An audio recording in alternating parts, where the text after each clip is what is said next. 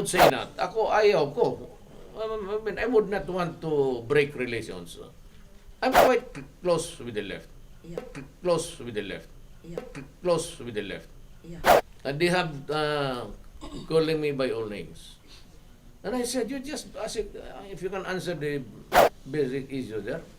Was Marcos a soldier? He was. Was he a hero? Well, I don't know. But that is not the point. Was he a coward? I cannot answer that. But he was a soldier. He was right. Then the second issue, was he a president? Oh, we elected him several years ago. And he won it by a landslide. And he won it by a landslide. And he won it by a landslide. So, at the end of the day, it's gonna be what is the law. Sir.